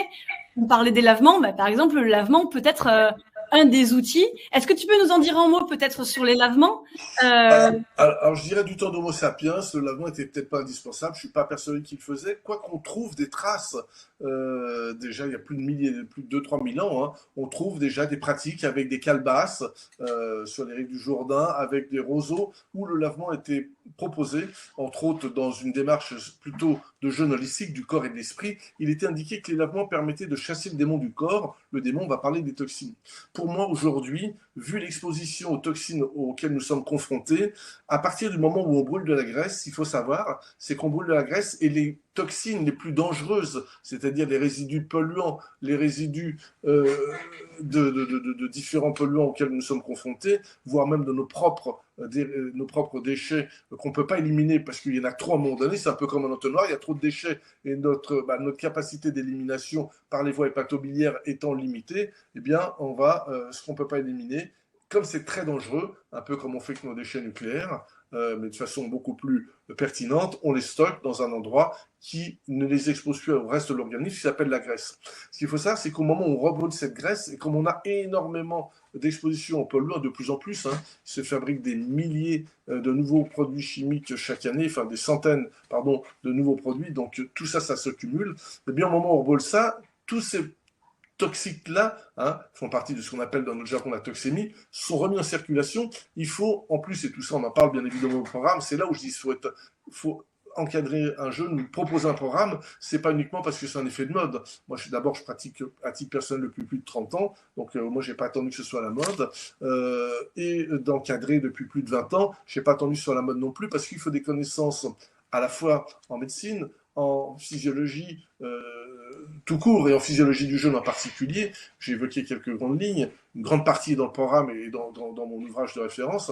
Eh bien, ça nécessite d'éliminer et de ne pas restocker ces déchets-là. Donc là, c'est extrêmement important. Mais tous ces déchets passent par les voies hépatobiliaires, enfin les plus dangereux en tous les cas, parce que ceux qui sont moins dangereux passent par les voies rénales, ou voire par la transpiration et autres. Celui-ci, c'est des déchets d'acide urique, d'urée, etc. Alors, s'il y en a trop, bien sûr que ça peut être dangereux, mais ce n'est pas les plus grands polluants. Les plus grands polluants passent par les voies hépatobiliaires. Et le foie lui élimine où? Dans l'intestin, dans le grêle, d'abord ce qu'on appelle le petit intestin, l'intestin grêle, et ensuite dans le côlon, pour être éliminé. Mais comme on ne mange plus, il n'y a plus cette nourriture qui permet de faire ce circuit permanent et d'éliminer par les portes de sortie qui sont les matières fécales. Et donc, du coup, le lavement, pour moi, est indispensable par rapport à notre exposition en polluants aujourd'hui, parce que le risque, ce serait justement ce qui est éliminé dans l'intestin. L'intestin, s'il ne peut pas éliminer parce qu'il n'est pas en capacité, il y en a trop à un moment donné, ça peut être réabsorbé. Donc on tourne en circuit fermé, et là, c'est, si ce n'est dangereux, à minimum, pas pertinent, pas intelligent, et donc le lavement a toute sa place par rapport à ça. Je ne vais pas détailler parce que ce n'est pas le but de ce webinaire ce soir, c'est pour ça qu'on a fait des programmes et des ouvrages, mais tout ça c'est détaillé en long, en large, en travers, à la fois sur développer ce que je viens de vous dire à l'instant, sur pourquoi, comment, et ensuite l'aspect pratique. Donc il y a des vidéos qui montrent comment s'y prendre, en tous les cas avec tous les conseils qui sont adaptés pour que vous puissiez faire ça en toute sécurité chez vous. Donc ça, pour moi, c'est important. Au même titre qu'on utilise le psyllium, qu'on nettoie la langue avec le rappelant, qu'on utilise le bouillotte. Voilà, je ne vais pas vous faire toute la liste. Hein. Tout ça, ça vous sera envoyé par mail ou avec le replay. Vous aurez les différents items du programme. Tout est bien détaillé puisque je l'ai vu pas plus tard qu'hier. Donc voilà, oui, le lavement, pour moi, c'est indispensable si on veut faire un jeûne en toute sécurité. Et ceux qui ne pratiquent pas, on a eu encore un cas la semaine dernière, bien... Après, c'est vrai que c'est pas confortable, enfin confortable intellectuellement, hein, parce que physiquement, à part avoir des contre-indications... On est dans les croyances là encore, hein, sur les lavements.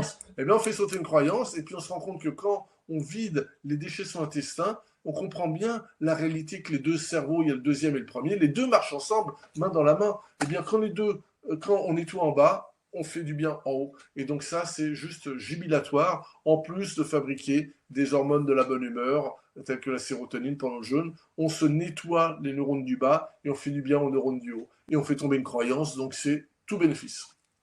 Oui, quand on pense qu'il y a 200 millions ou 300 millions de neurones dans les intestins, voilà, là aussi encore, il y a une stimulation qui se passe à ce niveau-là.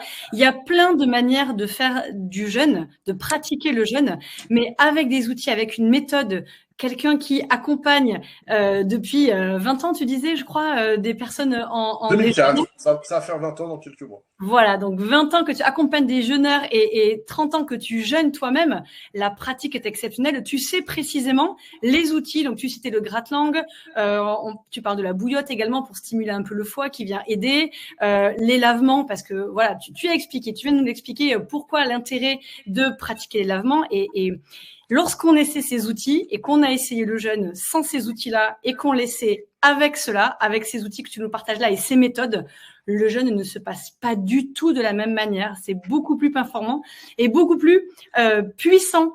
Donc, c'est confortable. Donc, déjà, il n'y a pas le frein à le recommencer, parce que tu nous expliquais que c'est quand même bien de le faire régulièrement, 1 à 2 fois par an. Mais au moins 1 fois par an, un peu comme au moins 1 fois par an. Voilà. Si la première expérience a été mauvaise, on n'a pas envie d'y retourner. Et quand on voit tous les bienfaits que tu nous as partagés là, sur vraiment une régénération en profondeur de l'intérieur et puis de la médecine préventive, tu nous parlais voilà du principe d'aller grignoter un peu les cellules qui peuvent être précancéreuses.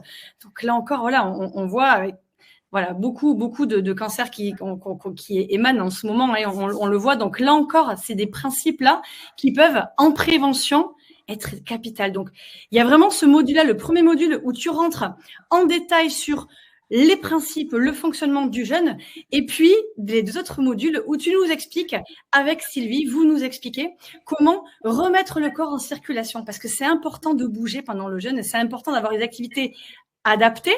Là encore, pas n'importe quelle activité. On parle pas de crossfit pendant 3 heures, pas du tout.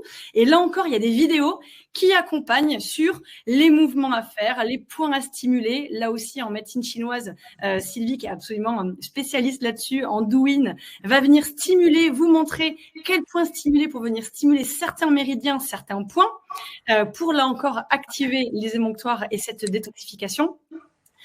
Et puis voilà, la reprise alimentaire. La respiration. La respiration aussi, bien sûr. C'est vrai, tu as raison. Il y a aussi l'exercice de respiration.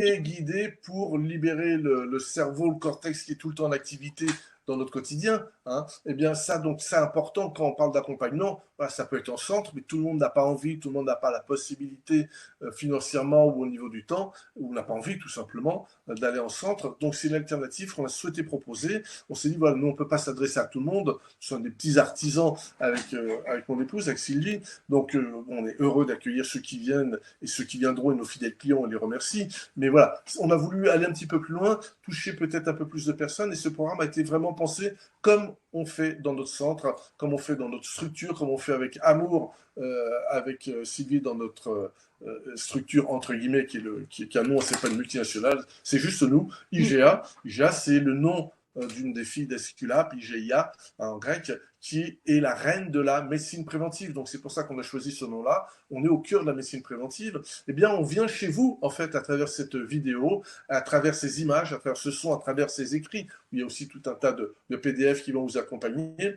Et en venant chez vous, ben, c'est moi qui vous accompagne dans attention, ce qu'il faut faire, si vous êtes le bobo, comment vous allez pouvoir vous en sortir, si vous avez un problème. Voilà, j'ai accompagné plus de 1000 personnes. Donc, oui, pour ne pas s'inquiéter, parce que c'est vrai que le jeûne peut générer certaines petites des symptômes en fait de détox, des crises de détox. C'est vrai que ça, le mot crise fait un peu, mais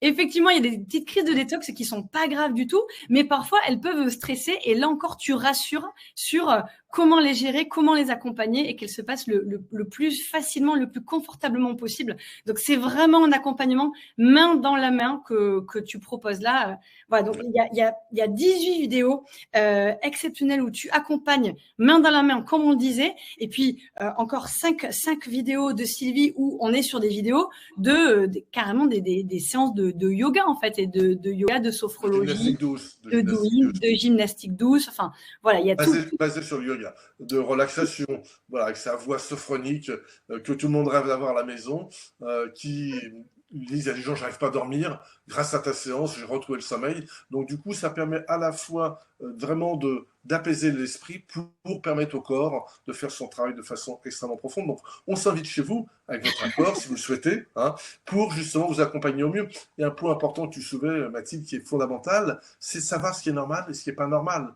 Donc ça s'appelle justement ne pas confondre une élimination. Le corps s'exprime en jeûne.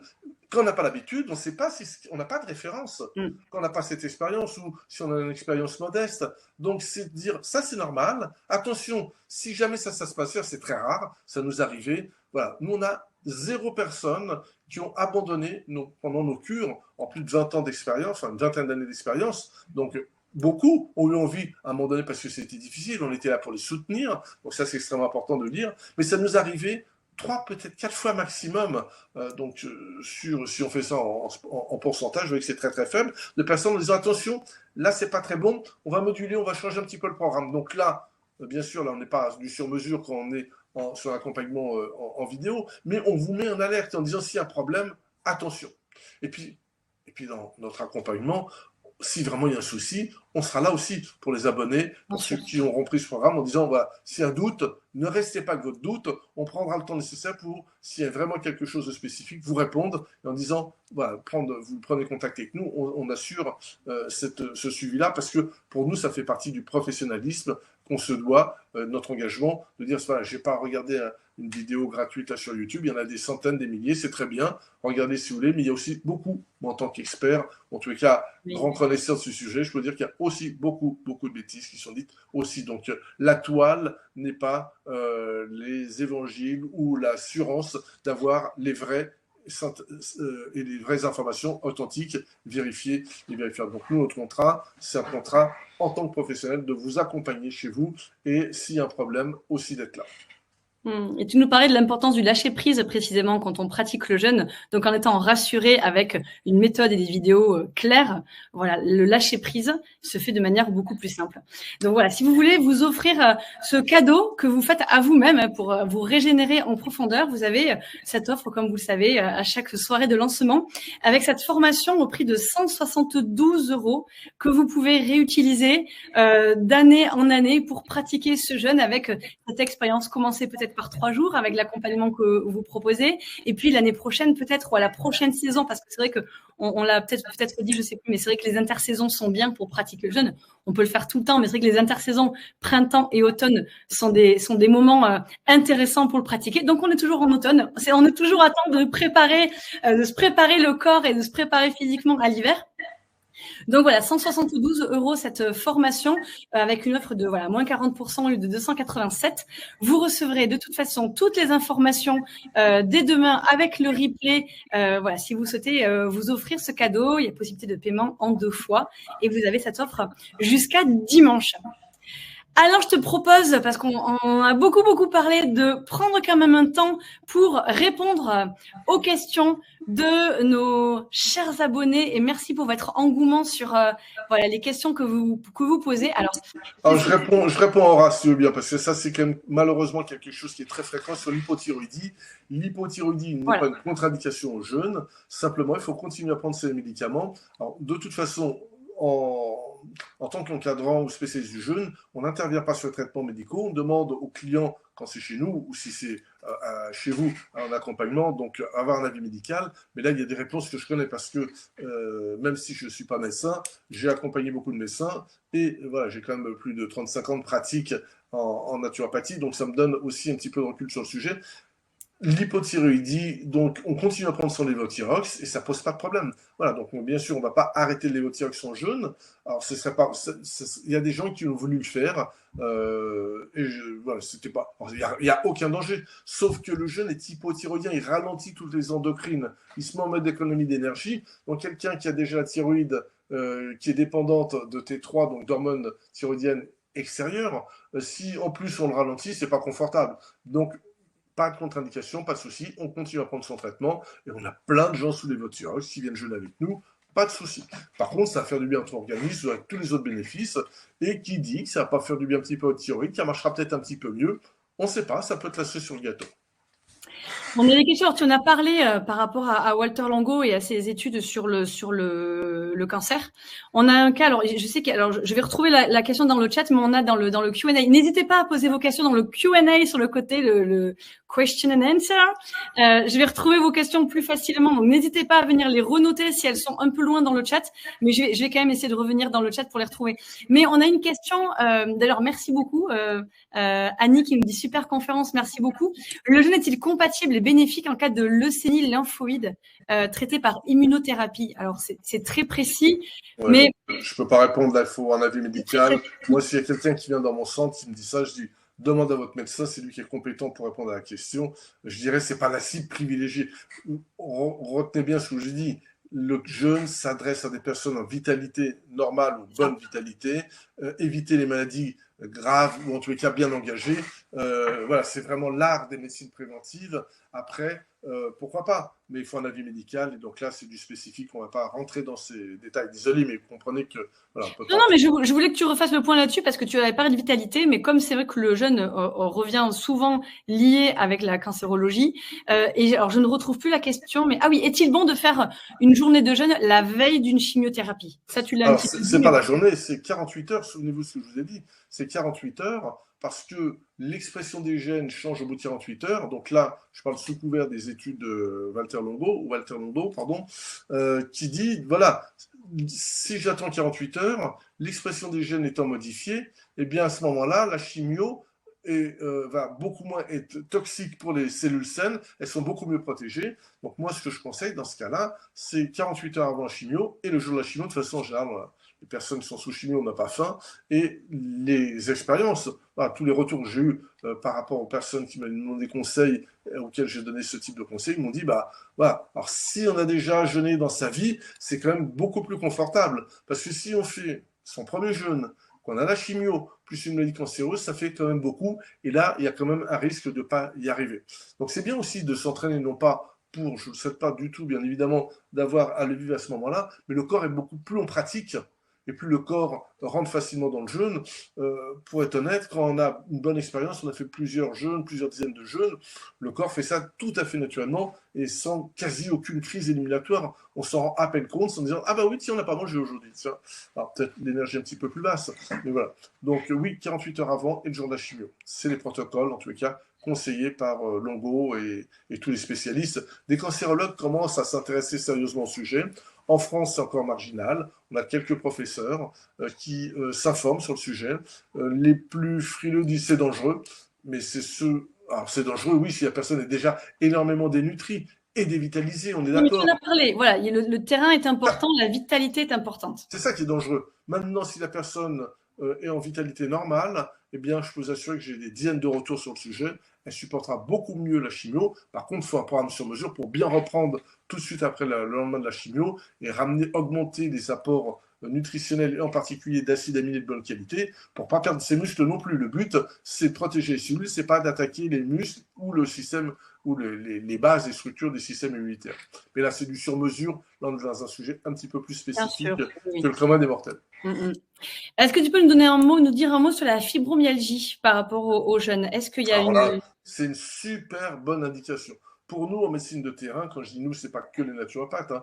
Un homéopathe aurait la même approche que nous, ou toutes les gens qui ont une médecine, enfin une approche intégrative.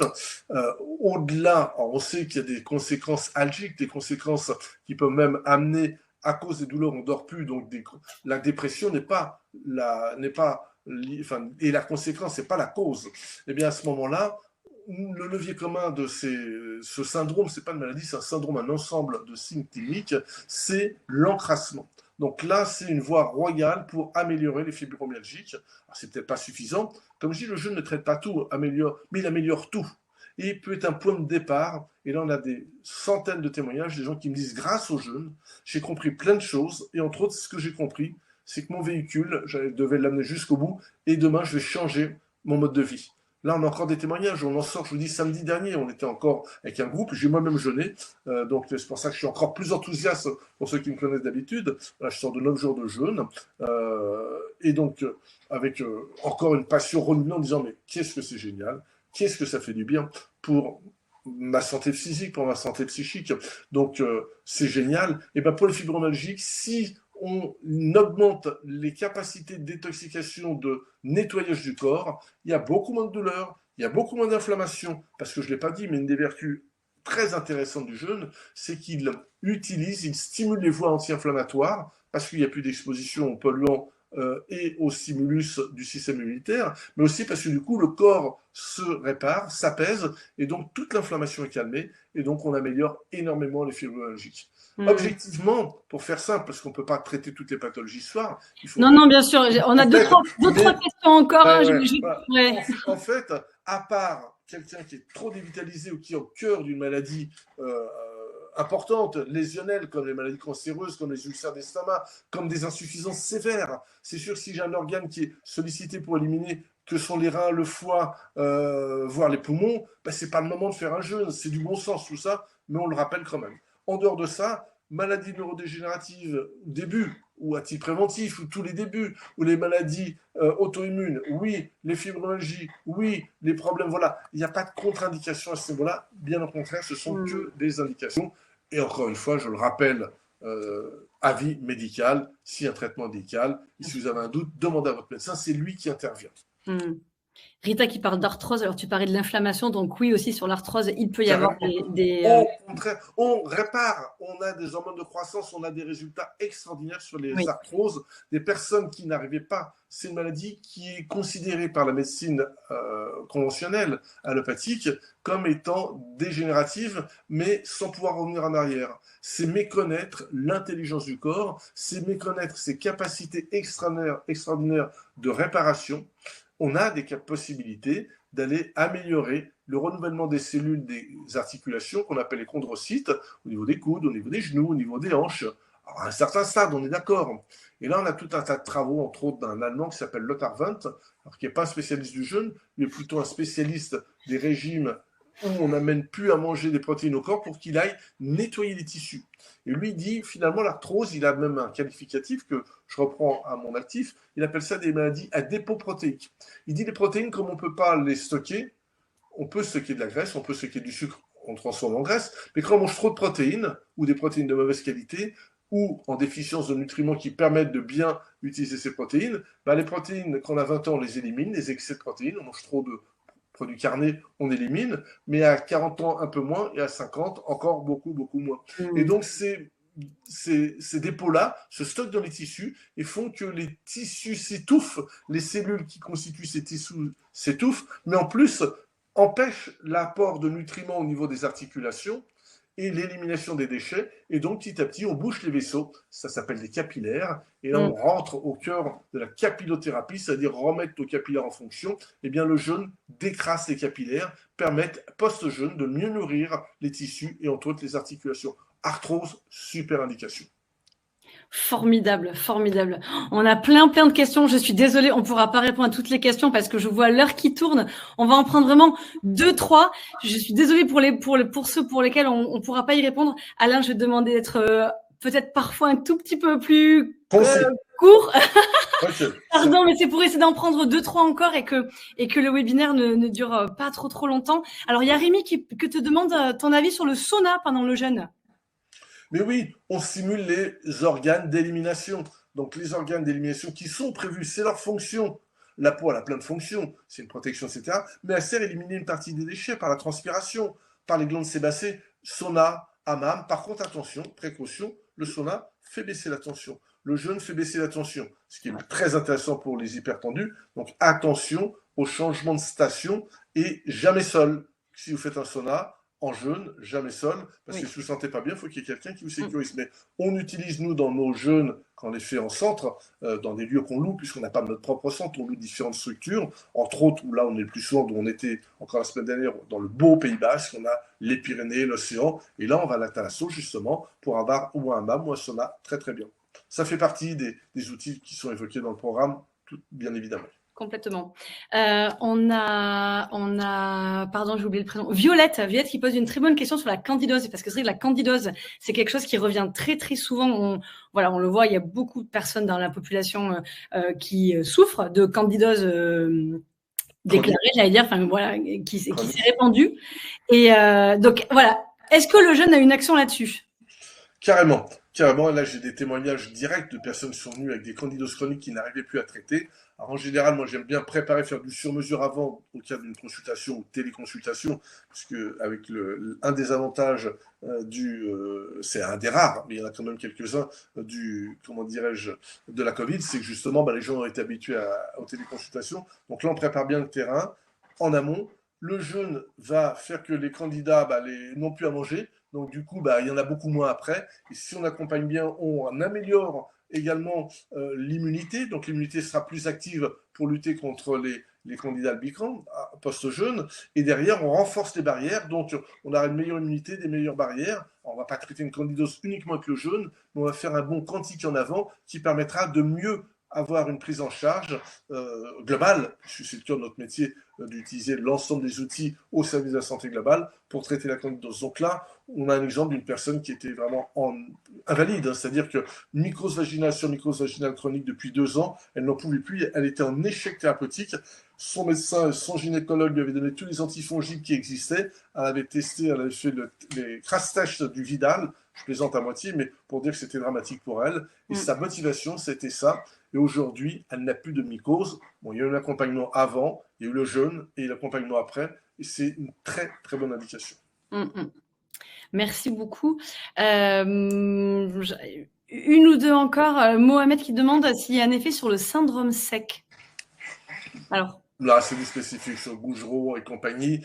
On peut améliorer, mais là, c'est du spécifique. Je ne peux pas prendre d'engagement par rapport à ça. C'est trop spécifique, possiblement. Mais là, je serais beaucoup moins, comment dirais-je, affirmatif que sur ce qui a été demandé au préalable. D'accord. Et Anita, on va terminer avec la question d'Anita qui pose une question sur l'anémie, les carences en fer. Effectivement, il y a beaucoup de femmes qui peuvent être en carence de fer. Est-ce que le jeûne est indiqué ou contre-indiqué lorsqu'on peut avoir une anémie Alors, encore une fois, il y a des limites. Mais là, et c'est intéressant cette question, et merci de l'avoir posée, c'est qu'on se rend compte que souvent, les anémies fériprives sont pas dues forcément à des manques d'apport de fer. Alors bon, j'exclus les problèmes d'hypermenstruation ou de règles hémorragiques qui fait qu'il y a une perte magistrale entre chaque menstruation. Bien sûr, là, il faut impérativement compléter avec des compléments de bonne qualité, pas forcément manger du boudin noir, comme bien sûr c'est une source de fer héménique, mais c'est pas forcément, c'est source aussi de plein de toxines qu'on trouve dans le sang des cochons. Mais à ce moment-là, un phénomène montre justement qu'une partie du fer est amenée par la nourriture, mais n'est pas disponible parce qu'il est prisonnier. Et le jeûne permettant de libérer les toxines va permettre d'accéder au fer plus facilement, et donc on va améliorer ces terrains anémiés. Voilà, encore une fois, là je parle de façon générale, je suis en train de faire l'apologie en disant tous les anémies allaient faire du jeûne, parce qu'il y a des précautions à prendre, il faut vérifier un certain nombre de paramètres, mais on va améliorer le terrain à condition de ne pas être anémié et complètement épuisé avant de faire un jeûne. Mais oui, on a des améliorations. Ça marche aussi pour des personnes qui ont du mal à absorber. On parle de fixer, c'est pas fixer, c'est absorber les minéraux, le magnésium, le calcium. Donc ça vaut pour le fer, qui est un métalloïde. Et donc on améliore aussi régulièrement ces phénomènes-là. Et bien sûr, voilà, si vous avez l'élan, donc c'était Anita, de vous lancer dans un jeûne, évidemment que dans des cas spécifiques, et si vous êtes anémié, tu accompagneras Alain en précisant voilà les points de surveillance, de vigilance à regarder avant, pendant. Donc voilà, c'est vraiment un accompagnement précis. Allez, la toute dernière, un mot sur maladie cœliaque et après on quittera ce superbe webinaire que nous a proposé. Un petit mot, maladie cœliaque et jeûne. Alors, là, on n'a pas eu le cas par rapport à ça, mais on est sur une maladie auto-immune. Donc, la réponse que j'ai faite sur la maladie auto-immune vaut. Je ne vais pas dire que vous allez pouvoir remanger du gluten après un jeûne, mais en tous les cas, on aura tout le bénéfice du jeûne pour l'ensemble. Donc là, c'est cœliaque n'est pas une contre-indication à la pratique du jeûne. Est-ce que derrière, ça améliorera? Possiblement, mais ça ne va pas traiter. Comme je dis, le jeûne améliore beaucoup de choses, ne règle pas tous les problèmes, mais il améliore énormément de choses. Et rien que pour ça, ça vaut le coup de le pratiquer. Et surtout, c'est la voie royale de la prévention. Donc, dans notre société, c'est pour ça que je pratique régulièrement pour entretenir mon capital santé du corps et de l'esprit. Alain, merci infiniment pour tous tes partages, pour ces conseils, pour voilà le partage d'expérience que tu nous as proposé ce soir, et on voit vraiment à quel point le jeûne est l'outil de prévention et régénération santé.